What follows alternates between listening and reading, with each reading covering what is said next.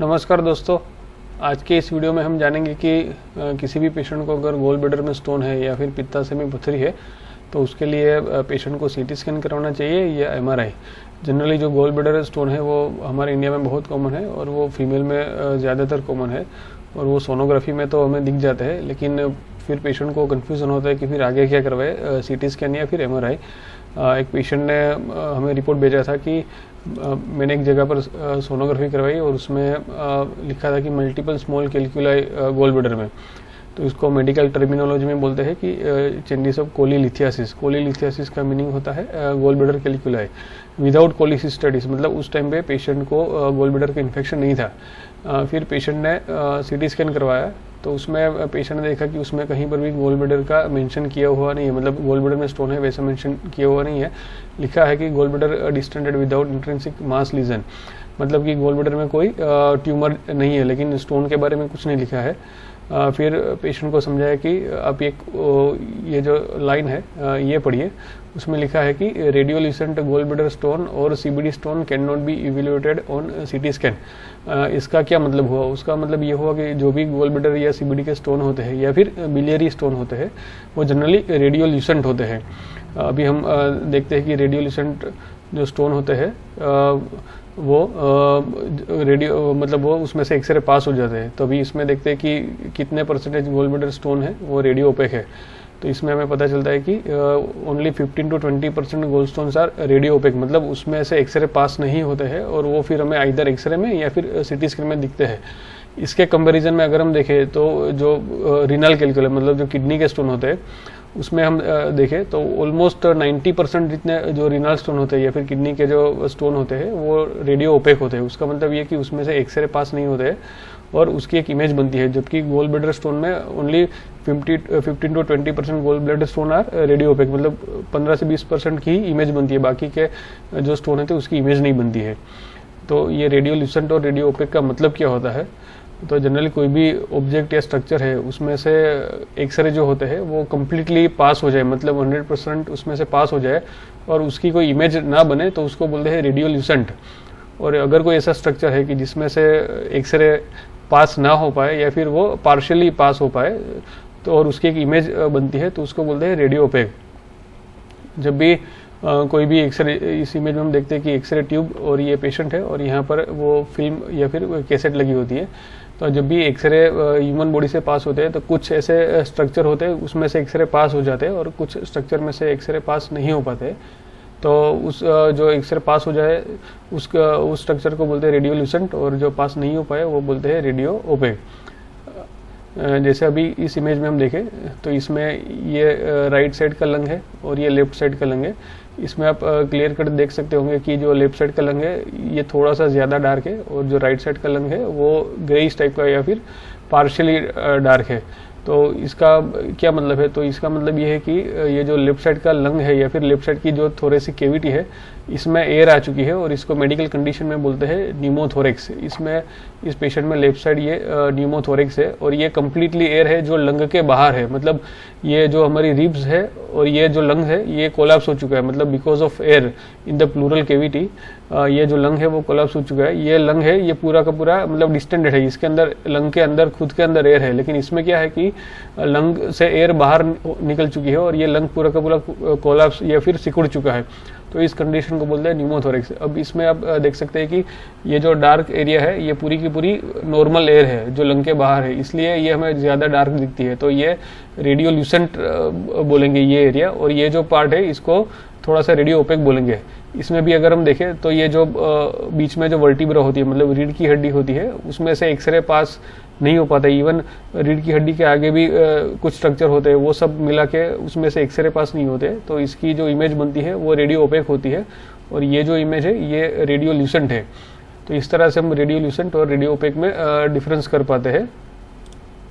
Generally जो भी गोल stone के जो कोजेस होते हैं वो जब हम पढ़ते थे तब बताया जाता था कि 4F हमें याद रखना है, मतलब फैटी फर्टाइल फीमेल ऑफ 40, मतलब जो भी अगर कोई फैटी पर्सन है या फिर फर्टाइल वुमन है जो मतलब प्रेगनेंसी की उम्र पास कर चुकी है और जिसकी उम्र 40 के आसपास है, उन लोगों में गोल ब्लैडर स्टोन होने के चांसेस ज़्यादा है। दूसरे जो कॉज होते हैं उसमें होता है कि कोलेस्टेरॉल या फिर बिलीरुबिन का प्रोडक्शन ज़्यादा होना, हाई फैट और लो फाइबर डाइट होना, डायबिटीज़ की हिस्ट्री और फैमिली हिस्ट्री में गोल ब्लैडर स्टोन होना, या फिर ब्लड डिसऑर्डर जैसे कि सिकल सेल एनीमिया, ल्यूकेमिया, उस कंडीशन में गोल ब्लैडर स्टोन होने के चांसेस ज़्यादा होते हैं।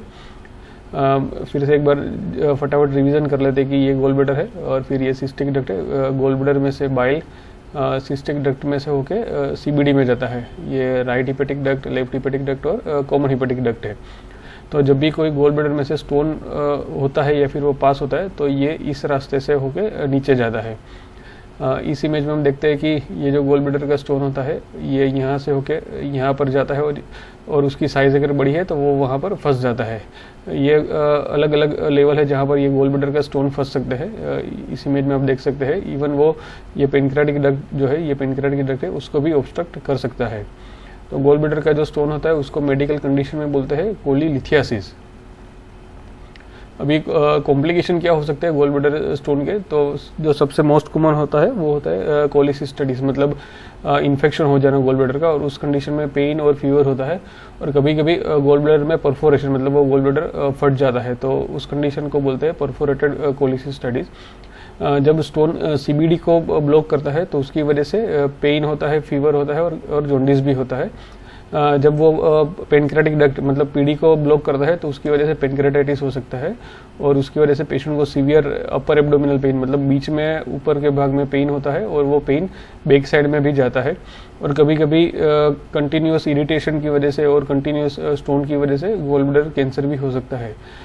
ये अब हम कुछ एग्जाम्पल देखते हैं गोल ब्लैडर स्टोन के। इस इमेज में हम देख सकते हैं कि यहाँ पर ये मल्टीपल गोल ब्लैडर स्टोन है जो पास होके, ये भी आपको जो भी हाइपोइंटेंस मतलब ब्लैक डॉट्स दिख रहे हैं ये सब स्टोन है।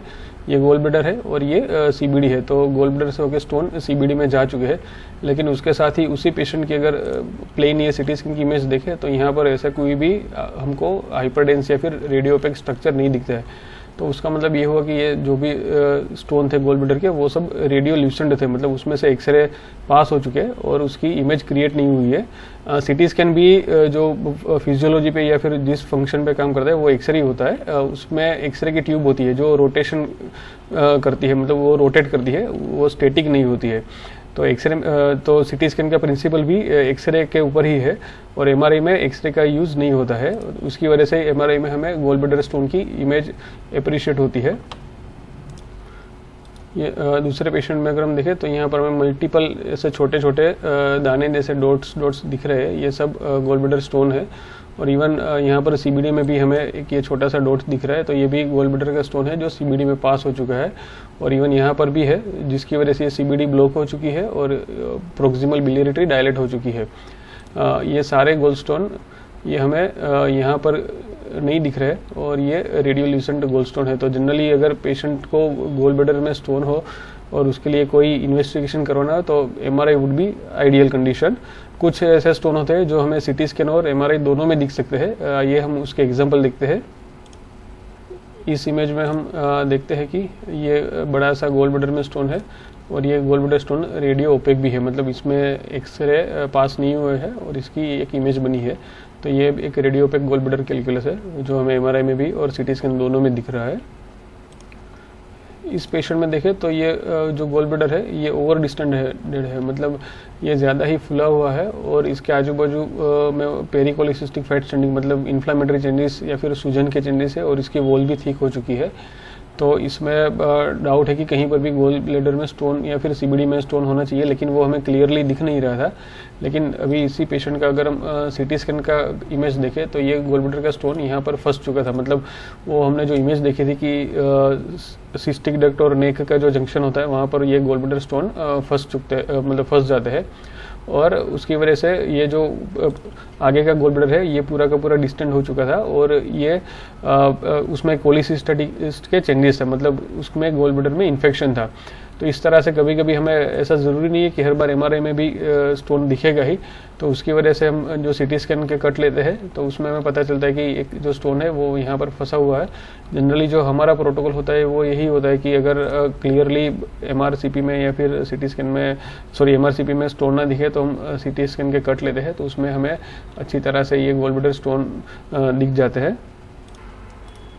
इस पेशेंट में अगर हम देखें तो यहाँ पर ये गॉल ब्लैडर में मल्टीपल कैल्कुलाई है और ये गॉल ब्लैडर पूरा का पूरा सिकुड़ चुका है, मतलब वो कॉन्ट्रैक्टेड गॉल ब्लैडर हो चुका है और उसकी ये यहाँ पर वॉल भी थिकंड हो गई है जो शायद आपको नहीं दिख रही होगी। और ये इस पेशेंट में मल्टीपल गॉल ब्लैडर स्टोन और उसकी वजह से शायद उसको पेशेंट को कैंसर हो चुका है, मतलब गॉल ब्लैडर का कैंसर हो चुका है। और ये जो कैंसर होता है वो गॉल ब्लैडर से होते हुए सिस्टिक डक्ट के साथ कॉमन हिपेटिक डक्ट में जाता है और हिपेटिक डक्ट जो कन्फ्लुएंस मतलब राइट और लेफ्ट हिपेटिक डक्ट जहाँ पर बनती है वहाँ पर वो कैंसर का एक्सटेंशन होता है और उसकी वजह से यहाँ पर ब्लॉकेज हो जाता है और उसकी वजह से ये जो IHBR है, मतलब दोनों ही लोब में राइट और लेफ्ट लोब में IHBR है वो डायलेट हो जाते हैं। मतलब यहाँ पर हम देख सकते हैं कि पेशेंट को इस कंडीशन को बोलते हैं हाइलर कोलेंजियोकार्सिनोमा। ये पेशेंट में गॉल ब्लैडर स्टोन की कंटिन्यूस प्रेजेंस की वजह से वहाँ पर इरिटेशन होता था और उसकी वजह से अभी कैंसर हो चुका है। तो जब भी गॉल ब्लैडर का कोई स्टोन हो तो अगर पेनफुल कंडीशन हो और हमें पता चले तो हो सके तो उसको निकाल देना चाहिए।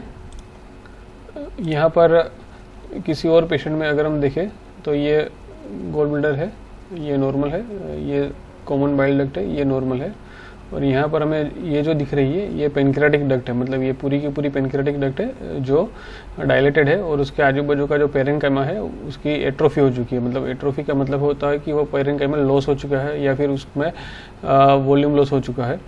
अभी इसमें हम देखें तो यहाँ पर हमें कुछ फिलिंग डिफेक्ट जैसा दिखता है इस एरिया में, तो यहाँ पर स्टोन होने के चांसेस है। और जैसे ही हम इसमें देखते हैं तो ये पेनक्रियाटिक डक्ट में स्टोन है जो हमें सीटी स्कैन में ज़्यादा अच्छी तरह से दिखते हैं। तो अगर हमें पेनक्रियाटिक डक्ट में स्टोन दिखना है तो सीटी स्कैन वो ज़्यादा अच्छी मॉडलिटी है, क्योंकि ये जो पेनक्रियाटिक डक्ट के स्टोन होते हैं वो रेडियो ओपेक होते हैं, मोस्टली ये रेडियो ओपेक होते हैं। इसके साथ पेनक्रियाटिक पेरेन्काइमा जो भी बचा हुआ है उसके अंदर भी ये कैल्सिफिकेशन के डॉट्स होते हैं, मतलब वो कैल्सिफिकेशन हो जाता है, पेरेन्काइमल कैल्सिफिकेशन बोलते हैं उसके। तो इस पूरी की पूरी कंडीशन को बोलते हैं क्रोनिक कैल्सिफिक पेनक्रियाटाइटिस। और ये जनरली किसी भी पेशेंट में एक्यूट पेनक्रियाटाइटिस मतलब एक बार पेनक्रियाटाइटिस होने के बाद अगर रिकरेंट पेनक्रियाटाइटिस होता है तो लेटर ऑन ये कंडीशन क्रोनिक कैल्सिफिक पेनक्रियाटाइटिस हो जाता है और ऐसे पेशेंट को जनरली फिर डायबिटीज़ भी डेवलप होता है। तो अगर हमें देखना है कि गॉल ब्लैडर में स्टोन है तो फर्स्ट मोडालिटी इज USG और उसके बाद उसमें अगर स्टोन दिखे तो हमें आइडियली MRI करवाना चाहिए। और MRI में ऐसा लगे कि CT स्कैन में हमें अच्छी तरह से कुछ दिखेगा या फिर ऑब्स्ट्रक्शन है तो वो फिर हम CT स्कैन भी करवा सकते हैं। लेकिन अगर हमें पेनक्रियाटिक डक्ट या फिर पेनक्रियास में पेरेन्काइमा में कैल्सिफिकेशन कुछ दिखना है तो उसके लिए CT scan is better modality. मैं आशा रखता हूँ कि ये वीडियो आपको हेल्पफुल और इन्फॉर्मेटिव रहा होगा। धन्यवाद।